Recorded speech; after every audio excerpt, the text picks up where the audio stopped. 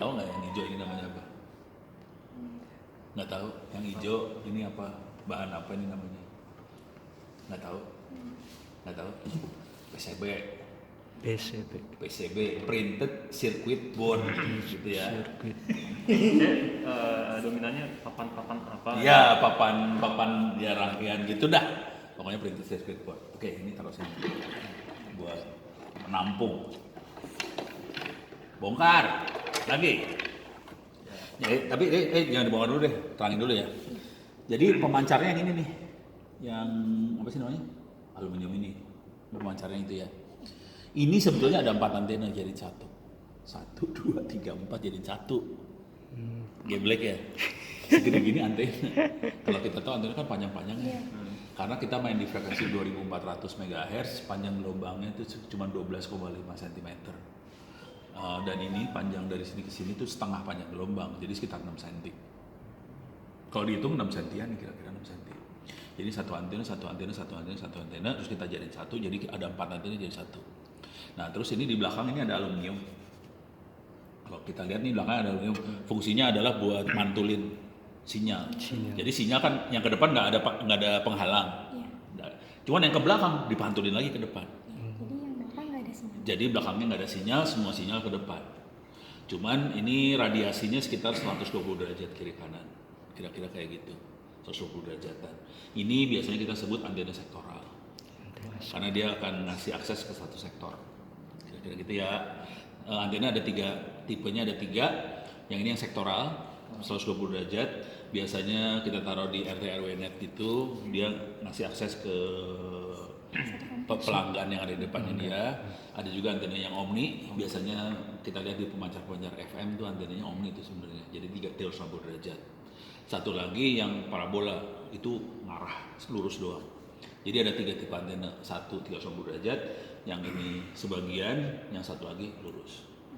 Yang ini omni, itu semua arah, sektoral, satu lagi direksional. Biasanya nyebutnya direksional kan satu ke satu tujuan gitu ya. Oke. Bongkar.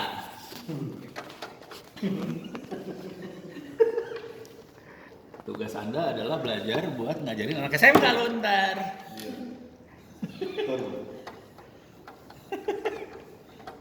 Nanti tak buat ini jadwal ini setiap Selasa nanti ada workshop sama Prof. Iya. Jaringan sampai harus bisa.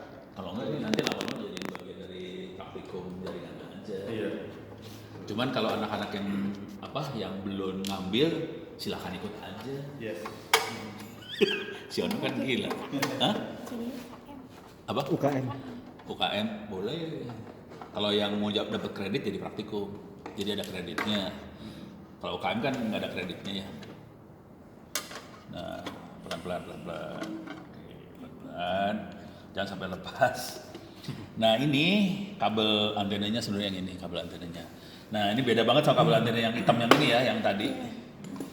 Nah yang teknologi yang sekarang antenanya nempel di sini langsung, nggak ada kabelnya lagi. Jadi teknologi yang itu, yang kemarin kita lihat, itu antenanya udah nempel ke sini. Terus radionya nempel sama motherboard juga. Jadi udah jadi satu. Kenapa ini? Kenapa kabelnya dibikin nempel? Soalnya kabel itu bikin sinyal jadi berkurang. Jadi makanya kalau antena pemancar FM kan kabelnya ke atas, panjang banget kan? Itu pemancarnya gede tuh. Itu bangsanya 10.000 watt. Jadi udah puluhan ribu watt. Ini udah tahu pemancarnya berapa watt? 20 ya tadi. Belum. Itu frekuensinya 2400 frekuensinya ya. Udah tahu berapa watt ini? Belum tahu, Pak. Belum tahu. Ada tulisannya kagak? Nggak ada. Ini kira-kira pemancarnya sekitar 0,1 watt. Jaraknya 2 km. Keren kan? Cuman kalau pakai antena parabola dengan 0,1 watt kita bisa nembak sampai sekitar 50 kilo. Itu antena parabola ya. Terus nggak boleh ada halangan. Itu antena parabolanya ada di yang sono tuh. Yang waktu itu dibongkar kan antena parabola ada 2 tuh. Pakai yang itu. Terus alat yang kemarin kita bongkar satu tuh, itu bisa pakai antena parabola TV juga bisa dipakai supaya jaraknya rada jauh sampai 7 kilo, 10 kilo pernah juga. Kalau parabola yang sana tuh sekitar 25 kilo. Tapi kalau yang ganas banget antena parabolanya punya siapa namanya? Ubiquiti itu yang bisa sampai anak-anak nembaknya 300 km. Ganas. Dan itu orang Telkom nggak bisa. Jadi waktu kejadiannya anak-anak teman-teman saya di Manado, dia nembak dari Manado ke Ternate. Itu jarak 300 km tuh. Kena. Telkomnya berusaha bikin itu, nggak berhasil. Jangan macam-macam lah. Ini dunia parah. Ini beres ya, ini radio ya. Iya. Ini radionya ada berapa coba? Coba lu lihat ada berapa radio di sini. Duh, nggak tahu Pak itu. Dua. 2. Ini kelihatan kabelnya ada 2 nih. Ada 2 radio. Antenanya ada berapa? Antenanya tadi ada 4. Antena yang ini ada 4. Tapi antena ini kan ini jadi satu antena. 4 antena jadi 1 nih. Oh iya. Ini satu antena. Satu lagi antenanya belum ada. Baru ada colokannya doang. Jadi antenanya ada di rumah lagi gua cari gitu ya. Jadi radio ada 2, antenanya cuma 1. Jadi yang ini jangan dinyalain dulu. Soalnya belum ada antena. Jadi kalau kita mainan radio, jangan pernah nyalain radio tanpa antena. Kenapa coba? Kalau radio tanpa antena dinyalain. Kalau ada antena kan jelas.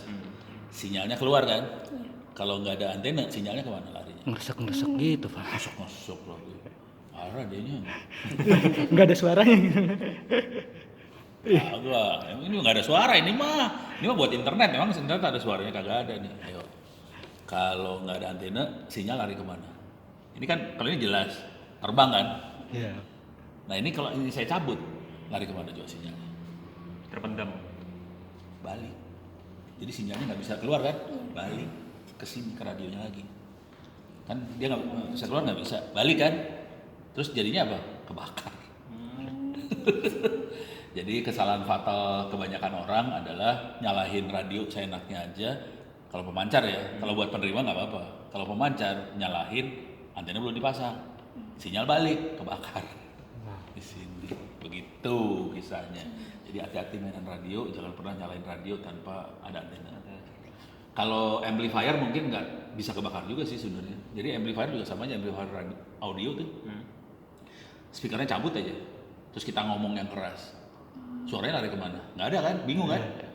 Balik gitu, suaranya balik ke amplinya, bisa ngebakar ampli sih sebenarnya. Cuman kalau ampli yang cuma 10 watt masih nggak kebakar dia. Cuman kalau udah 1000 watt kebakar, amplinya kebakar.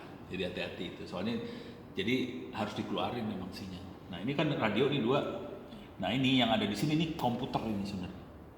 Ini komputer, cuman dibikin kecil. Yang ini namanya mikrotik. Jadi nanti kalau nyari mikrotik, ini makhluknya mikrotik. Gitu ya. Yang ini mikrotik lama, ini tua sih sebenarnya, router board 133. Ini kelihatan router board 133. Oke.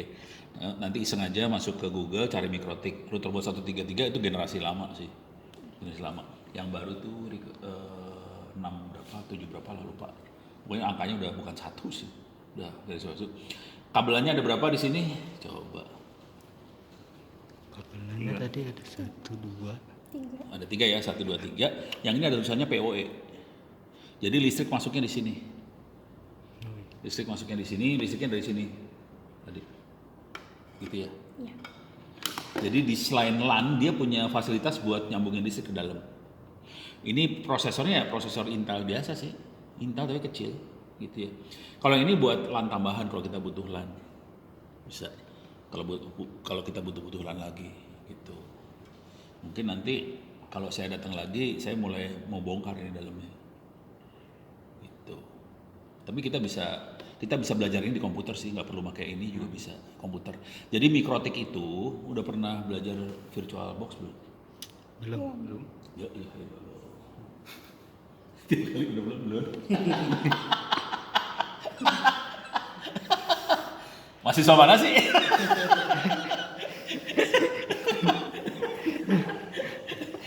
Jadi kayaknya harus gue ajarin virtual box juga nih ya lama-lama ya. La ilaha illallah. Ya. Pokoknya ini komputer lah. Itu LAN nih. dalamnya softwarenya bawaannya Mikrotik. Cuman kalau Jago saya kan ngasih kuliah sistem operasi.